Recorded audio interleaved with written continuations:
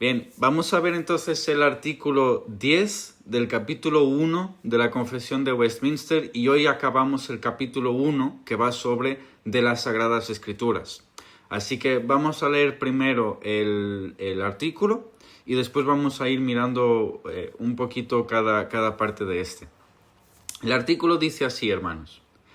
El Espíritu Santo, que habla en la Escritura y de cuya sentencia debemos depender, es el único juez supremo por quien deben decidirse todas las controversias religiosas y por quien deben examinarse todos los decretos de los concilios, las opiniones de los antiguos escritores, las doctrinas humanas y las opiniones individuales. ¿Sí? Hasta aquí el artículo de hoy, perdonen. Entonces, hermanos, todo este capítulo de las Sagradas Escrituras, como su nombre indica, nos está hablando sobre básicamente la Escritura. Hemos visto la autoridad que tiene, hemos visto por qué hemos de creer en ellas, hemos visto por qué son la palabra de Dios, hemos visto la autoridad de los idiomas originales. Y el capítulo termina básicamente con mostrando que la Escritura es el juez supremo sobre todas las opiniones que podamos tener. ¿Sí? Entonces, vamos a ver partes por partes y les invito a que puedan abrir conmigo Hebreos capítulo 3, versículo 7.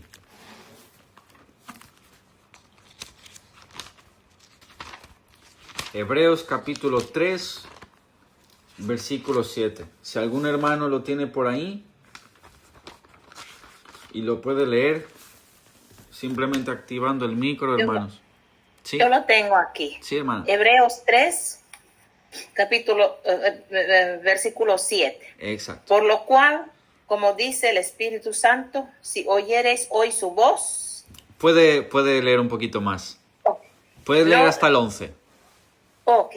No endurezcáis vuestros corazones, como en la provocación, en el día de la tentación en el desierto, donde me tentaron vuestros padres, me probaron, y vieron mis obras 40 años, a causa de lo cual me disgusté contra esa generación, y dije, siempre andan vagando en su corazón, y no han conocido mis caminos.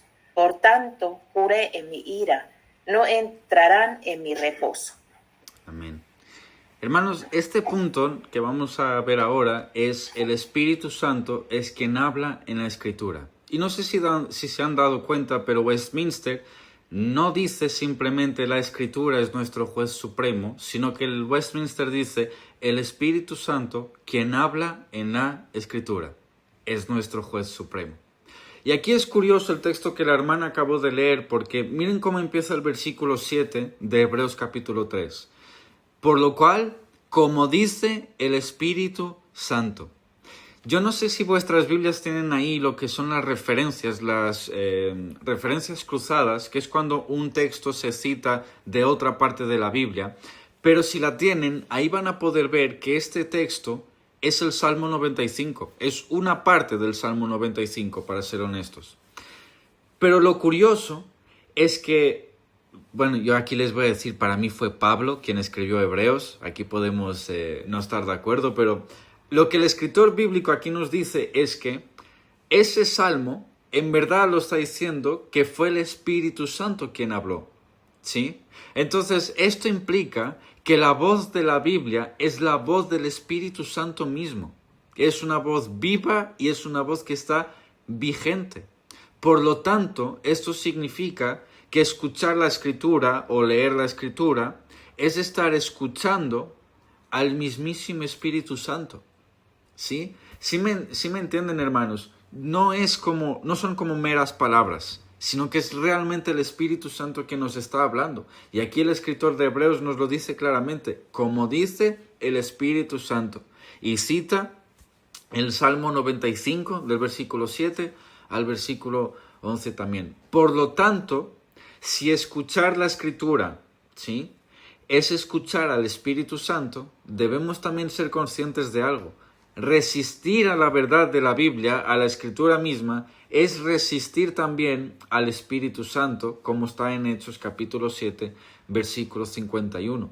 Así que cuando nosotros abrimos la Biblia, no estamos interpretando meras palabras antiguas, ¿sí? No son palabras que fueron escritas hace muchos años y ya, sino que estamos oyendo al Espíritu Santo hablar en nuestros días. Por eso, hermanos, es que el creyente debe leer con reverencia y fe y no debe estar buscando discutir con Dios. Cuando algo en la Biblia, por ejemplo, a ti no te gusta, a ti no te cuadra, a ti no te cierra, hermano, nadie te pregunta tu opinión, ¿sí? No importa si a ti no te gusta.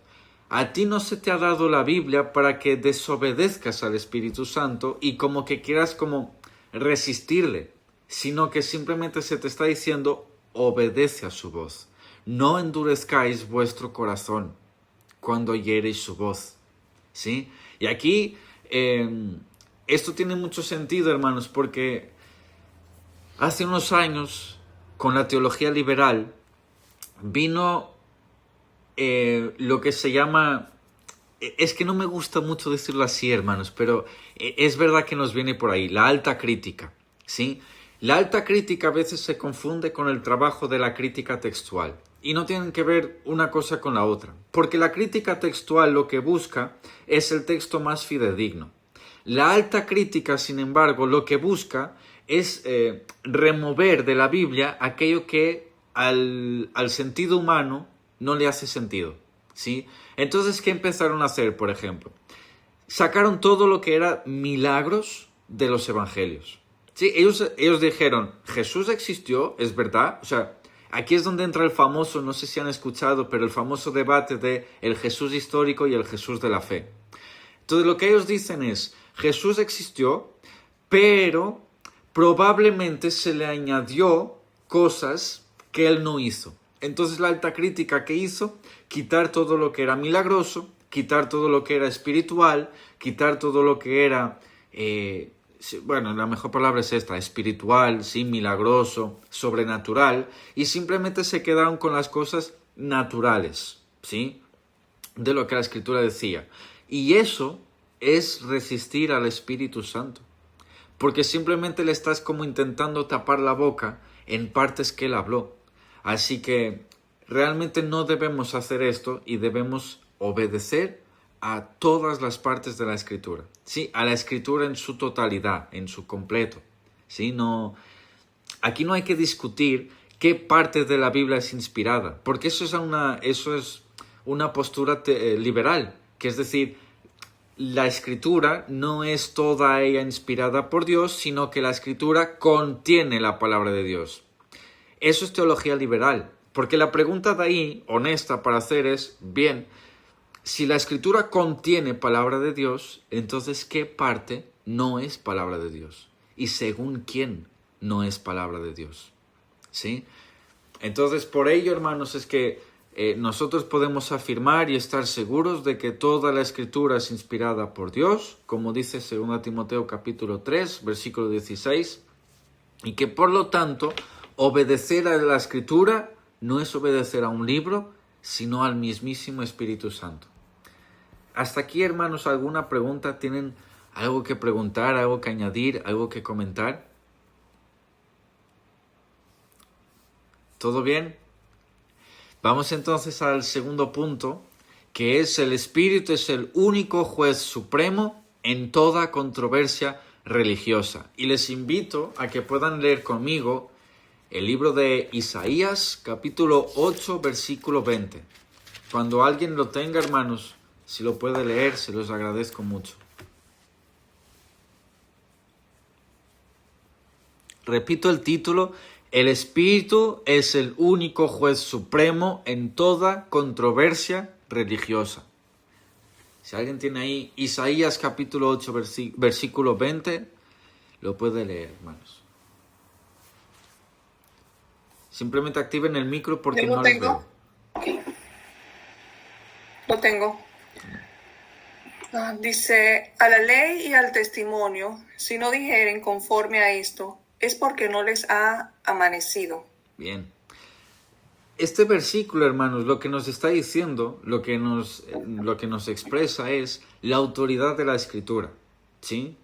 Básicamente lo que Isaías les está diciendo es, aquellos que no hablen conforme a esta bendita palabra, es porque todavía no les ha amanecido, y eso es como una expresión de que todavía no les ha alcanzado la sabiduría, todavía no tienen ese conocimiento, todavía no son maduros para, ¿saben?, creer en la Escritura, para ir a la Escritura, para hablar conforme a la Escritura. Entonces, lo que es importante aquí es que nosotros vemos efectivamente que el principio de sola Escritura está realmente en la Biblia, ¿sí? O sea, la Biblia misma habla de la sola Escritura.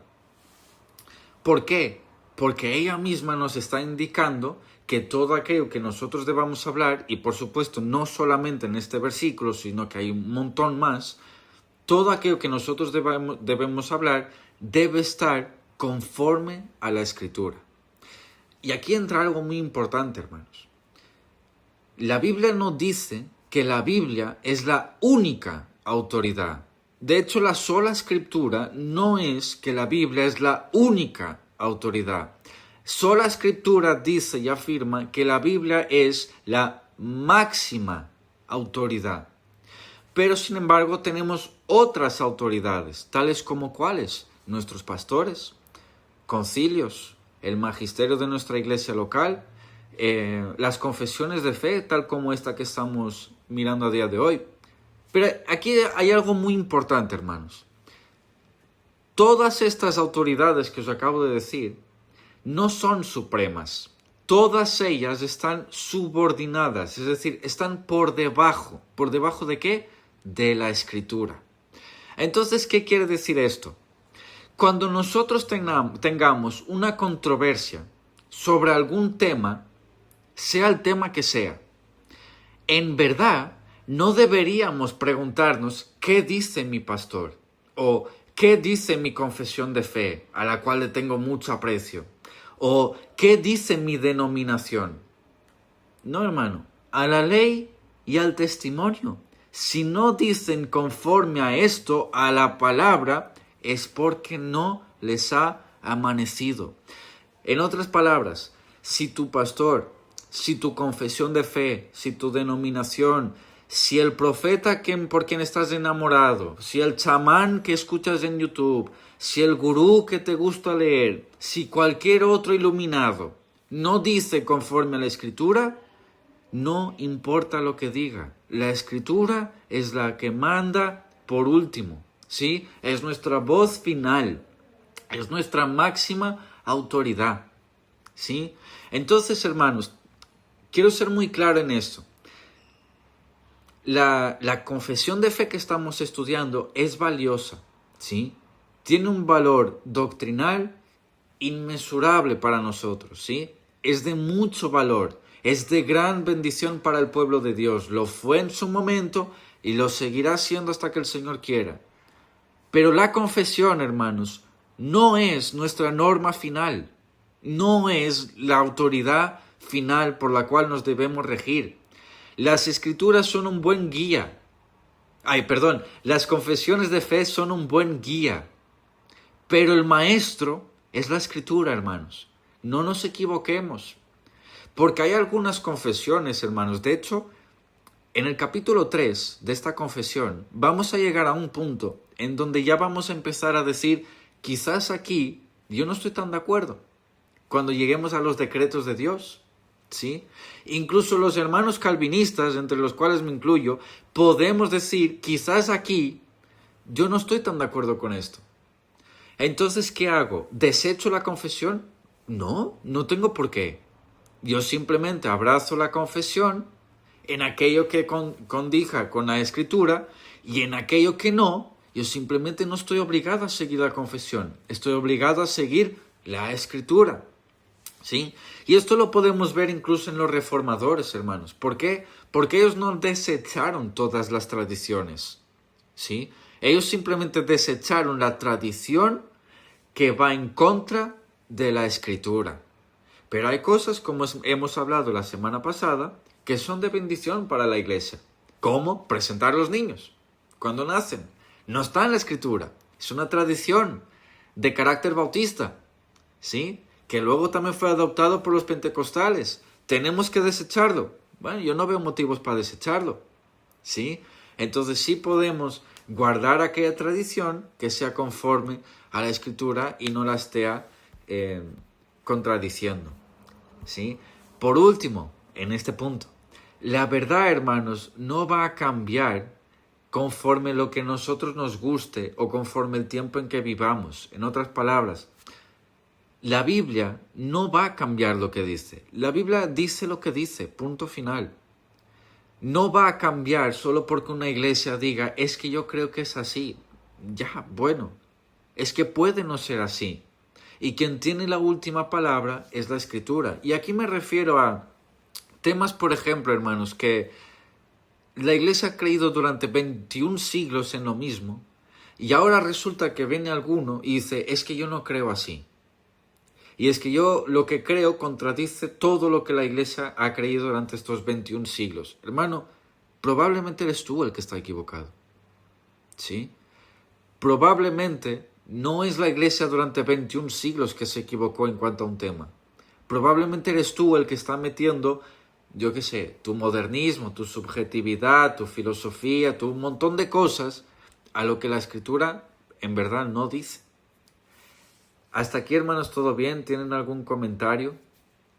¿Algo que quieran preguntar? Sí, hermano César.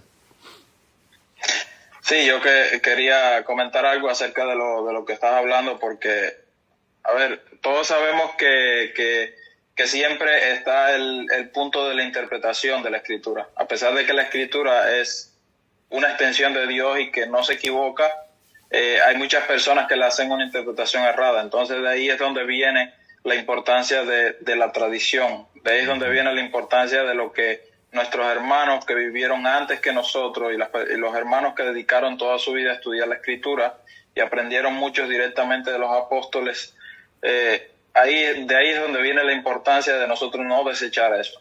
Porque si analizamos, como decías, todas las confesiones y como tal, las enseñanzas de los reformadores están llenas también de tradición. No es solamente que fueron a la Escritura e interpretaron lo que a ellos les dio la gana. Entonces, es un punto importante que siempre tenemos que tener en cuenta, que la tradición viene a ser como un complemento para la enseñanza, un complemento importante para poder entender la Escritura. Exactamente, hermano. Justamente es eso. Sí, ahora le doy el permiso, hermano. La tradición es realmente un buen guía, pero nunca debemos perder el foco de que nuestro maestro es la Escritura. Pero es un muy buen punto, sí. La tradición, como las confesiones, están para esto, para mantenernos como... se me fue la palabra, hermanos, pero ¿saben cuando están como las ovejas en el campo y tienen como esas cositas que las protegen de salir fuera de ese local? El cerco. El cerco, sí. Pues Sí. básicamente es eso, la confesión es esto, son como paredes que nos guardan de salir a la herejía exterior, básicamente. Pero no son nuestro fundamento, es siempre la Escritura, ¿sí?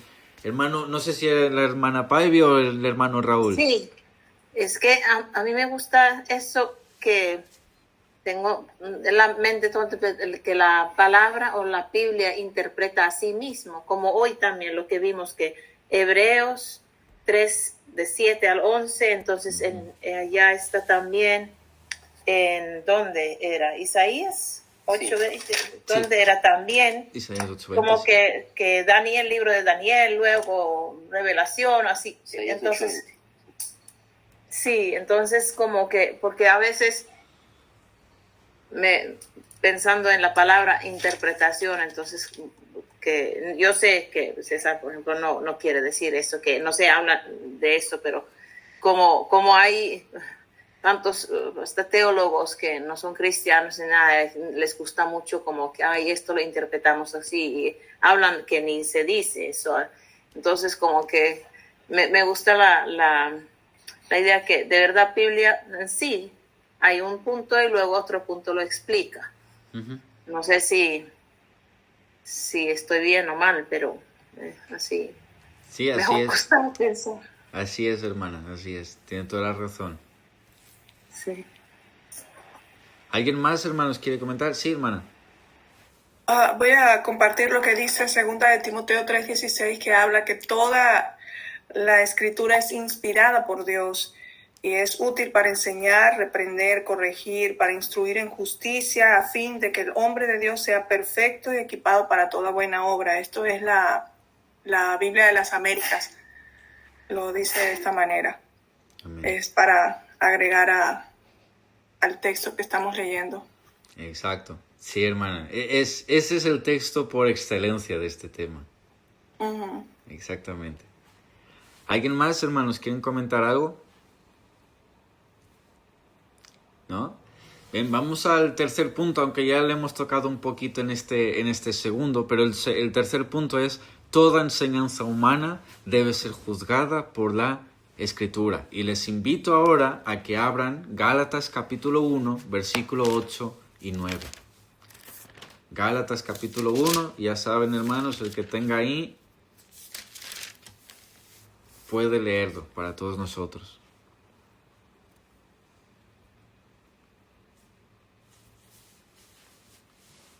Gálatas, del 8 al 9. Exacto, hermano. Gálatas 1. Ok. Gálatas 1, 8, 9. Más si aún nosotros o un ángel del cielo os anunciare otro evangelio diferente del que os hemos anunciado, sea anatema.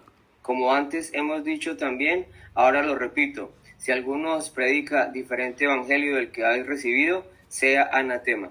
Amén. Gracias, hermano Raúl. Hermanos, yo sé que vosotros saben la importancia de este texto, ¿no? Y el gran peligro que hay en que uno predique un evangelio diferente a aquel que los apóstoles nos han enseñado. Realmente lo que Pablo aquí está diciendo es que todo aquel que predica un otro evangelio sea maldito. Sí, anatema quiere decir maldito. Por eso, hermanos, es que es muy importante que toda la enseñanza que venga desde el púlpito, desde la calle, desde una llamada como esta online, desde una predicación en YouTube, desde donde quiera que sea filtrada por la Escritura. Hermanos, miren, en nuestra iglesia siempre decimos esto a los hermanos: mientras se predique, no cierren la Escritura, ábranla. Verifiquen si lo que están diciendo desde el púlpito es conforme a la palabra de Dios. Por el amor de Dios, no cierren la Escritura cuando alguien nos está hablando de Biblia. Os voy a compartir es un testimonio personal de una iglesia en donde yo estuve congregando durante muchos años. Los hermanos de Andorra ya me han escuchado, pero más para los hermanos de Finlandia. Yo donde me congregaba antes, hermanos, el pastor de ahí se molestaba y se molestó tanto que un día en el púlpito dijo: cuando yo predique, cerrad todas vuestras Biblias y estad atentos a lo que yo diga. Es curioso que en Hechos vemos que los hermanos de Berea fueron llamados más dignos, ¿verdad?, más honrados que los otros, porque examinaron lo que Pablo decía a través de la Escritura. Y tenían delante a Pablo. Y aún así, teniendo delante al gran apóstol Pablo, que por cierto es nuestro apóstol de los gentiles y ningún otro, teniendo delante a gran Pablo, examinaron sus palabras para ver si lo que ese hombre decía era conforme a la palabra de Dios. Entonces, hermanos, toda enseñanza, sea de quien sea, debe ser filtrada por la Escritura. Hermanos, no crean a ningún pastor solo porque lleva el nombre de pastor. No me crean a mí solo porque yo digo que soy pastor y tengo una Biblia y no sé qué. No me crean a mí solo por eso. Examinen lo que yo estoy diciendo con la Escritura. No tienen que creer al pastor Alpizar solo porque es el pastor Alpizar y él estará de acuerdo conmigo, estoy 100% seguro. Examinen lo que dice el pastor Alpizar con la Escritura. No tienen que creer a John MacArthur, a R.C. Sproul, sea quien sea, porque son grandes hombres de Dios. No, somos todos miserables hombres con un Dios muy grande, ¿sí? Y todos debemos ser sometidos a la evaluación sobre la Escritura, sí o sí. Da igual quién sea tu teólogo preferido, da igual a quién a ti te guste escuchar, da igual todo eso. Fíltralo por la Escritura. Incluso, como decía el hermano César, cuando vayamos a leer a nuestros hermanos pasados, ¿sí? A los padres de la iglesia, a los de los demás siglos, durante toda la historia de la iglesia. A mí me encanta leer a autores antiguos, es verdad. A mí me encanta leer Spurgeon. Es como mi autor preferido, la verdad. Es mi pastor preferido de todos los tiempos. Pero siempre, siempre, siempre sometidos a la Escritura. De hecho, Spurgeon mismo decía, visita muchos libros, pero vive en la Escritura. Y esto va incluso, hermanos, para aquellos que os digan, Dios me habló, Dios me dio un sueño, Dios me dio una revelación. Yo aquí no me voy a meter ahora con eso. Si quieren luego nos metemos ahí de todo. Pero ahora no me meto con eso. Pero incluso eso, muy bonito, pero sometido a la Escritura. Y si no es conforme a la Escritura, es porque no les ha amanecido. ¿Sí? No tienen que confiar. No tienen que confiar a ciegas en nadie que diga que es del Señor ni nada. Examinad los espíritus si son de Dios. ¿No dice eso Juan? Entonces apliquémoslo. ¿Sí? Examinad lo que os dicen, hermanos. Y muchos incluso van a apelar a la tradición. La tradición no vale nada comparada a la Escritura. Y no estoy diciendo que no sea buena. Simplemente que comparada a la Escritura no vale nada. La Escritura siempre, siempre, siempre debe estar en primer lugar. Por eso somos protestantes. Porque el lema ni siquiera fue sola Escritura cuando Lutero era vivo. Fue ad fontes. Volver a las fuentes. Volver a la Escritura. Porque se habían desviado. Entonces nosotros no nos desviemos por lo que parezca muy bonito. Vayamos a la Escritura y mantengámonos en la Escritura, hermanos. Amén. No sé si quieren decir algo aquí. Si quieren compartir algo, sí. Sí, hermano. Yo quería preguntar cómo era el título. ¿Toda enseñanza humana? Sí, un momentito, hermana, que está aquí un poquito arriba. Toda enseñanza humana debe ser juzgada por la Escritura. Ah, ok, sí, gracias.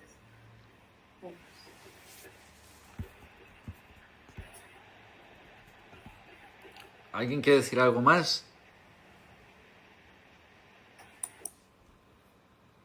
Bien, hermanos. Después les voy a meter ahí preguntas para que puedan ahí hablar. Entonces ya es nuestro último punto antes de las preguntas, hermanos. Y vamos a ver simplemente unas implicaciones de todo lo que hemos visto en este artículo, ¿sí? En primer lugar, y nunca vamos a dejar esta parte, le duela a quien le duela, contra Roma, porque Confesión de Westminster es contra Roma, ¿sí? Nunca se olviden de esto. Confesión de Westminster, cualquier confesión protestante, es contra los papistas, siempre. Entonces, contra ellos, porque ellos afirman que el magisterio, el Papa y los concilios, son el intérprete supremo de la Escritura.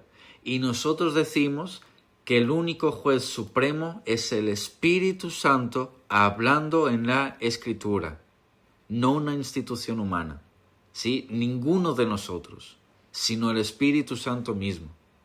Pero también contra la modernidad, el subjetivismo moderno, digamos así, porque muchos dicen exactamente lo que acabamos de decir. Dios me habló, el Espíritu me reveló, y no someten esa experiencia, a la Escritura.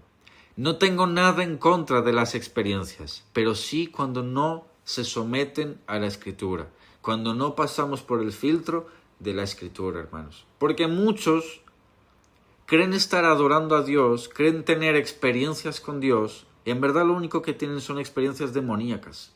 Y si lo sometieran a la Biblia, se darían cuenta que eso es mucho más parecido a paganismo, brujería, misticismo, ocultismo, y podríamos continuar con muchos ismos, pero no es cristianismo, no es Biblia, ¿sí? No tiene nada que ver con Dios. Entonces sometamos todas nuestras experiencias, que no estoy en contra de ellas, pero sometámoslas a la Escritura. Y por último, a que tengamos la humildad de reconocer que por muy elocuentes y sabios que todos nosotros seamos, también nosotros estamos sujetos a la Escritura. Seas quien seas, me da igual cómo te llames, ¿sí? Da igual si te llamas, no sé a quién les gusta, hermanos, John MacArthur, porque son los conocidos, Paul Washer, César Vidal, me da igual cómo quieran llamar, todos sometidos a la Escritura. Calvino y Arminio también bajo la Escritura, los dos igualitos, sí, hermanos, porque para el cristiano la autoridad final no es su opinión, sino aquello que dice, escrito está, o así dice el Señor. Amén, hermanos. Bien, les quería entonces hacer unas preguntas y espero que... No sé si tienen algo que decir primero. He visto que Rosa quizás estaba ahí levantando la mano. ¿No? Ah, perdón. Bien, entonces les voy a lanzar ahí unas preguntitas, hermanos, para que puedan ahí discutir un poco, ¿sí? Hermanos, lo primero que os quería preguntar es, cuando nosotros tenemos que tomar alguna decisión, ¿sí? ¿Qué importancia tiene la autoridad de la Escritura sobre la decisión que tú vas a tomar? No sé si me he explicado bien en la pregunta, pero pueden... Yo creo que pues, es fundamental, ¿no? Porque pues las decisiones que nosotros vamos a tomar deben estar acordes con la voluntad de Dios. Y la voluntad de Dios está en su palabra. ¿Alguien más, hermanos? Sí, precisamente el hermano Raúl me quitó las palabras de la boca, como dicen en mi país. El hecho es que he escuchado a muchos hermanos que yo sé que son hermanos fervientes en oración y que son cristianos verdaderos, pero me ha tocado ¿cómo decirte? He vivido la experiencia de que ellos dicen que van a orar para que Dios les revele la voluntad de él. No, que yo estoy orando para que Dios me revele su voluntad. Sí, hay muchas, sobre todo cuando en la vida del cristiano todo se trata o la mayor parte de las cosas se trata de oración y de la palabra. Pero sí yo he entendido algo en mi vida que, como dice el hermano Raúl, la voluntad del Señor está en la Biblia. Y yo no tengo que esperar a que el Señor me diga lo que yo tengo que hacer, porque yo sé que cuando hago algo malo que no está conforme a la Escritura, automáticamente César sabe de que eso no es correcto. O cuando yo voy a tomar una decisión, por ejemplo, como preguntaste, en trabajo o en familia o en lo que sea, mi decisión siempre tiene que ir conforme a los principios bíblicos. Si mi decisión va contraria a los principios bíblicos, sea en mi trabajo, en mi familia, con mi esposa, cuando el Señor me dice a mí que yo tengo que cuidar a mi esposa como vaso frágil, que tengo que ser cabeza de familia, pues esas decisiones tienen que ir enfocadas a los principios bíblicos, no a lo que a mí me parezca o a lo que la situación me impulse a hacer. No, si verdaderamente soy cristiano y quiero hacer la voluntad de Dios, tengo que primero, como dice Raúl, ver los principios bíblicos, ver la Escritura primeramente. Y después, conforme a eso, tomo mi decisión. Así es. Yo creo que si uno consultara al Señor cuando va a tomar decisiones, sí, conforme la palabra, claro, si se consultara siempre lo que el Señor opina, yo creo que nos ahorraríamos mucho dolor de cabeza. Porque a veces se toman decisiones y no se consultan al Señor. Y eso realmente para un cristiano pues no va bien, porque claro, si luego sale mal, pues, quizás echamos las culpas al Señor, ¿no? Por las decisiones. Pero la culpa es nuestra por no consultar al Señor y que el Señor no nos guíe en lo que Él quiere para nosotros, porque el Señor quiere lo mejor para nosotros. Y yo creo que siempre tendríamos que tomar esa iniciativa de ver lo que el Señor piensa en eso. En cada decisión, por mínima que sea, por poco que sea, pero entregar en nuestra salida, nuestra entrada también. las decisiones, pues importantes, pero en lo más mínimo hay que entregarlo todo al Señor. Hace poco tuvimos como la oportunidad, nos invitaron como a comenzar empresa con unas personas, pero uno era como de Jesús solo y la hermana era inconversa. Entonces, pues definitivamente, pues la voluntad de Dios es que no entráramos en yugo desigual con ellos, porque dice que no debemos andar en yugo desigual con los incrédulos. Entonces, entrar a armar empresa con estas personas, pues seguramente el final va a ser para nada bueno. Entonces, al final pues decimos que no. Y gracias. Amén. Creo que la oración es fundamental, pedirle al Señor que nos dirija, pero debemos tener en cuenta como hijos de Dios y a lo que dice la palabra, que nosotros ya no somos ciudadanos de acá, sino que nuestra ciudadanía está en el cielo y nuestro código civil es la palabra de Dios. Entonces debemos ir siempre a lo que dice la palabra de Dios, pero pienso que debemos orar y pedirle a Dios para que Él nos dirija y nos lleve al punto exacto que es lo que debemos hacer. Y Él nos llevará a través de su palabra y nos dirá cómo vamos a tomar las decisiones y cómo debemos pensar, cómo debemos actuar. Es lo que es mi punto. Bien. Sí, hermano.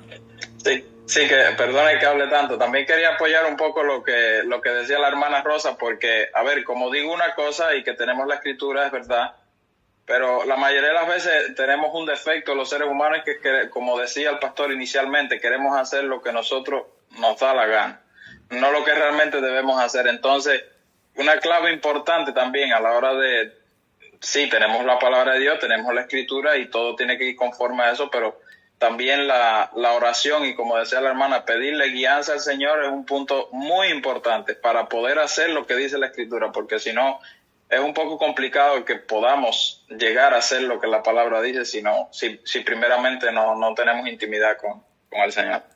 Sí, de hecho, siempre debe haber como ese equilibrio de... Miren, cuando yo empecé en el seminario, siempre nos dijeron esto. El tiempo que tú dediques al estudio, dedícalo a la oración, y el tiempo que dediques orando, dedícalo luego a estudiar. ¿Sí? Si tú dedicas 3 horas en el estudio, tienes que estar 3 horas de rodillas. Da igual cómo, pero tienes que estar orando. Y si tú dedicas solo 15 minutos a la oración, entonces ¿por qué dedicas más tiempo al estudio? No, dedica al mismo y verás que el resultado es mucho mejor. Si no te vas ni a un extremo ni al otro, sé consciente de que necesitas las dos partes, que esto no funciona solo tirando de una. ¿Sí? Hermanos, y también les hago... para que puedan compartir un poquito más, ¿no? Pero, ¿y qué pasa cuando oramos? Y, ¿saben? La oración tiene una parte de sentimiento, es verdad. O sea, yo cuando acabo de orar, yo me levanto sintiendo mucha paz, ¿no?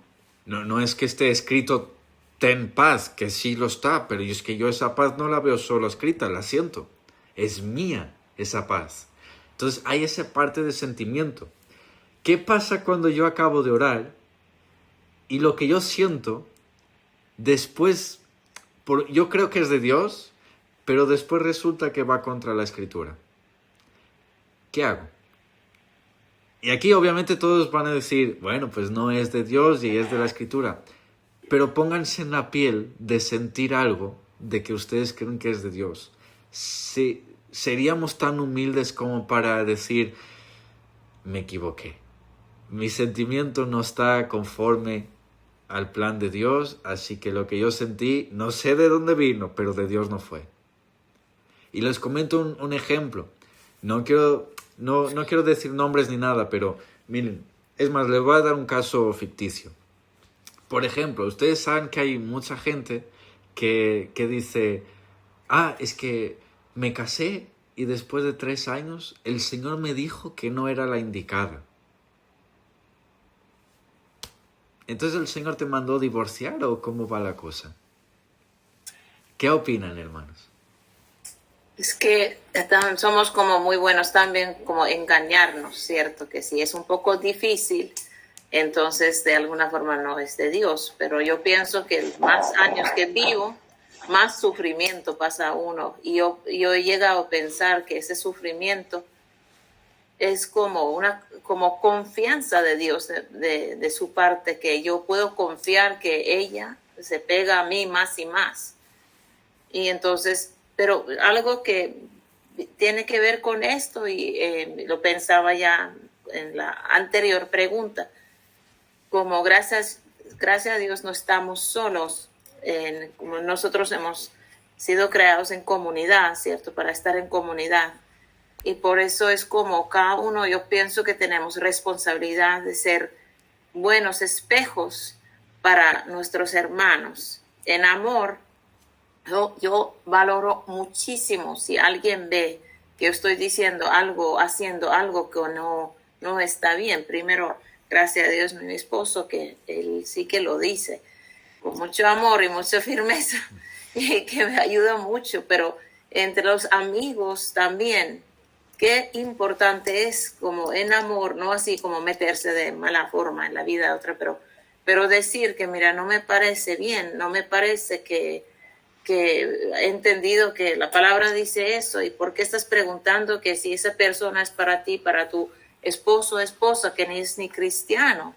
Entonces, pues la palabra dice eso, como que, o otra situación.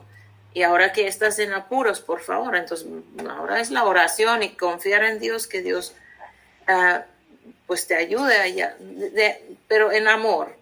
Pero pienso que eso es muy importante. A mí hace años había una pareja española, yo viví un tiempo en Madrid, y entonces lo que me encantó, que ellos me tomaron, baby, ahora vamos a una cafetería y le vamos a decir cuántos pares son, tenemos, como que muy directamente, y yo estaba yendo como que tomando malas decisiones, y cuánto lo valoro, años de verdad, que tuvieron el amor y la valentía de decírmelo. Y es que hoy en día, por ejemplo, lo que estabas comentando ahí, hay como mucha falta de seriedad en cuanto a las relaciones. La gente se casa y bueno, pasan algunos años y entonces el hombre o la mujer vio a alguien que de pronto le pareció más bonito o más bonita, y entonces pues la disculpa es de que no, seguramente esto no era de Dios. Se dejan llevar por las pasiones, y el amor realmente es una decisión, y una vez que nos unimos y lo hicimos delante de Dios, debemos ser consecuentes con esa decisión que tomamos, y es de por vida. Lógicamente que las parejas se van desgastando.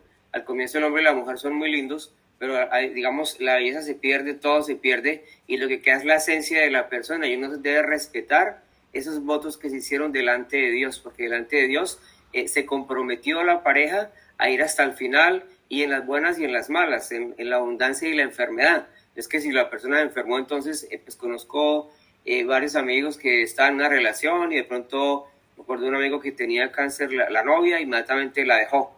Entonces no, ese es un compromiso, y es de por vida, y es en las buenas y en las malas, ¿no? Así es.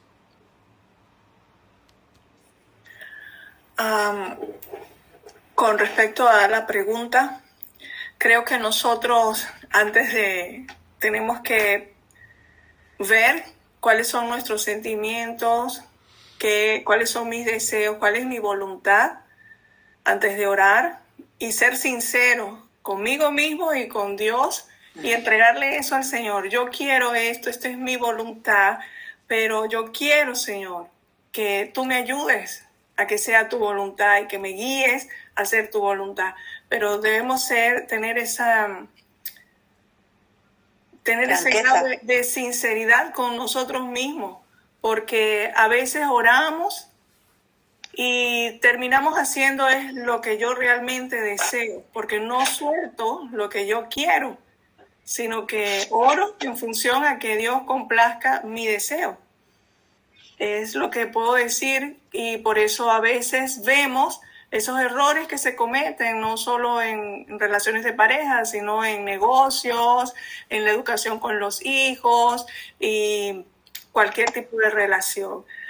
Voy a hablar de un caso también que me tocó con una muchacha que pidió un consejo y se quería divorciar. Y recuerdo que los dos eran cristianos, ellos oraron y de hecho hasta me pidieron oración porque se iban a casar. Y se casan. Y, ok, si es la voluntad de Dios, está bien, se van a casar. Como a los 3, 4, 5 años, ella va a mi casa a pedirme consejo porque se va a divorciar. Y entonces yo a ella le digo, vamos a orar primero, porque si ustedes oraron, y yo no creo que Dios sea como nosotros, que hoy sí, mañana no. O sea, si ustedes sintieron que era de Dios, que ustedes iban a casar, yo creo que Dios les va a ayudar a que solucionen sus diferencias.